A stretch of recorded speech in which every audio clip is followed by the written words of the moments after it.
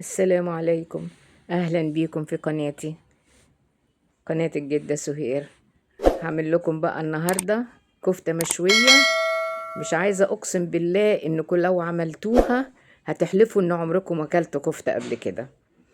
فيها شوية أسرار وشوية مكونات هي اللي ودت الكفتة في حتة تانية خالص خالص. يعني أنا عمري 77 سنة، وطول عمري من وأنا بنت في بيت أهلي وأنا بساعد أمي ومتعلمت منها كل حاجة وبعمل الكفتة. وكل مرة بحط مكون جديد وأشوف النتيجة لغاية ما وصلت للنتيجة دي بجد رهيبة. في الأول كده هنعمل الخلطة اللي هنضيفها على اللحمة المفرومة. أنا بعمل الخلطة لكيلو لحمة مفرومة. دي بصلاية كبيرة قوي، وكان معايا طماطمية كبيرة برضو قطعتهم. وهضيف هنا معلقة هريسة فلفل حار، يعني شطة، لأن أنا بحب الحاجة الحراقة. انتي مش بتحبوا الحراق، حطوا فلفل أحمر، هريسة فلفل رومي. وده أول الأسرار بقى، هريسة أو معجون جنزبيل على توم. أنا بجيب الجنزبيل طازة، بقشره بكحته، الجنزبيل ما يتقشرش بيتكحت كده بالمعلقة، وقطعته وخدت فصوص توم وضربتهم الاتنين في الكبة الصغيرة بتاعة الفود بروسيسور ده، وشلتهم في اكياس في الفريزر. وكل ما عاوز بحتاج باخد معلقة. انا خدت هنا يعني نص معلقة بس، وضربتهم مع بعض. بعد كده حطيتهم بقى ورشيت عليهم شوية ملح علشان يساعدوا المي العصير اللي فيهم ينزل، علشان تبقى. وهنا عندي كيلو اللحمة، وده 100 جرام او لا، هو كانوا 50 بصراحة. 50 جرام دهن مقطعاه حتت صغيرة، لان لقيت اللحمة يعني الدهون فيها مش كتير، فاضفت لها ال 100 جرام، ال 50 جرام سوري، على الكيلو 50 جرام، لان هي شوية مدهنة مش بس مش قوي. اصفي بقى الكويس الخلطة دي من العصير بتاعها. وهضيف هنا ده عيش فينو، انا كان بات عندي فضربته في الفود بروسيسور، حطيت منه 3 معالق كبيرة. وطبعا ده مهم جدا البقسماط ده علشان يمتص السوائل والدهون اللي هتنزل من الكفتة وهي بتستوي، فما نفقدش حاجة من قيمتها الغذائية. ده نص كيس بيكنج باودر، حطيت ملح، والتوابل بقى انا هكتبها لكم. دي بابريكا، حطيت ملح وحطيت بابريكا كله معلقة صغيرة، ومعلقة صغيرة فلفل اسود، ودي معلقة بابريكا مدخنة. دي تاني سر من أسرار الكفتة دي، وهي اللي عطتها الطعم الرهيب بصراحة والله. دي رشة قرفة صغيرة، يعني ربع معلقة قرفة. برضو القرفة دايما بتدي اللحمة والكفتة طعم جميل جدا. هلخبطهم بقى، يعني هعجنهم مع بعض، بس انا طبعا كبيرة مش هقدر، هي بتحتاج تتعجن كتير قوي وعايزة قوة شوية، فانا مش قادرة.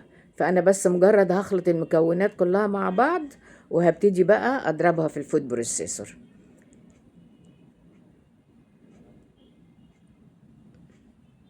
طبعا الكمية عشان كبيرة فانا هحطها على مرتين.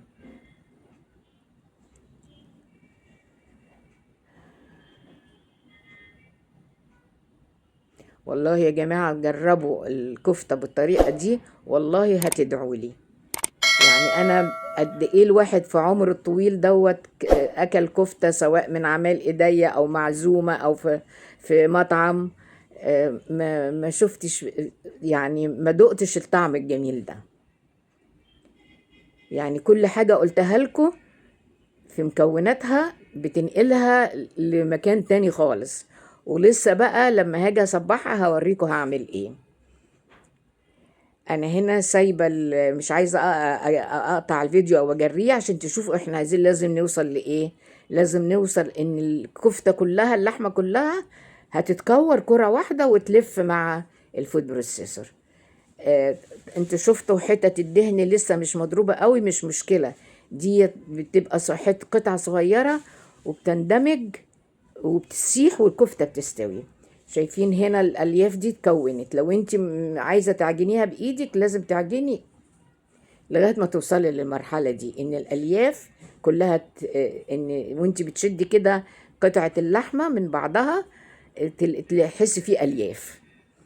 دي بقى الخليط اللي انا هصبع بيه المية اللي نزلت من خلطة التتبيلة. حطيت عليها معلقة صلصة طماطم وشوية ملح وشوية فلفل اسود وشوية زيت ذرة. هقلبها بقى واسيبها على جنب وقت التصبيع. انا طبعا غطيت الكفتة وحطيتها في التلاجة تتشمع شوية، يعني قعدت لها حوالي ساعة. ده بقى السر الاخير بقى الرهيب، انك تحطي فرشة بصل متقطع جوانح كده في الصينية اللي هتسوي فيها، وتحطي عليه شوية ملح وفلفل وتدعكيهم مع بعض كويس وتفرديها في الصاج. صبعي بقى الكفتة حطيها على البصل ده،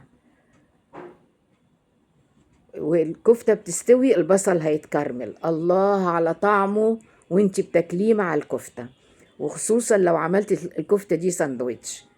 تحط كده صباع الكفتة وشوية من البصل المكرمل ده، بجد بجد يعني مش عايزة أشكر في نفسي، بس هو ربنا هو اللي بيدي الواحد كده أفكار يعملها. وإن شاء الله تجربوها وإن شاء الله هتعجبكم. نصبحها بقى ونرصها فوق البصل. صبعيها بقى بالحجم اللي انت عايزاها تكون كبيرة قوي، عايزاها وسط، عايزاها صغيرة.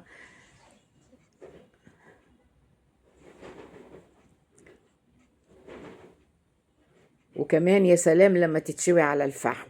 بس انا حطيت البابريكا المدخنة، عطت شوية طعم الفحم، تحسي كده ان كأنها مشوية على فحم. رصيت هنا الكمية، طبعا دي مش كل الكمية، دي تقريبا تلتين الكمية والتلت شلتها لان هي كتير علينا. شايفين جمالها بقى ما طلعت من الفرن؟ شايفين البصل المكرمل؟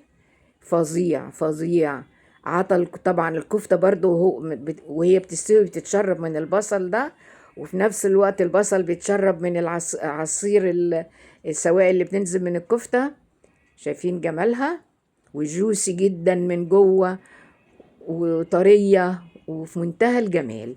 انا نسيت اقول لكم، اثناء ما هي في الفرن باخد بالفرشة من الصوص اللي انا عملته ده وبلمعها علشان تطلع بتلمع كده وعليها الصوص الجميل ده. وبألف هنا وشفا.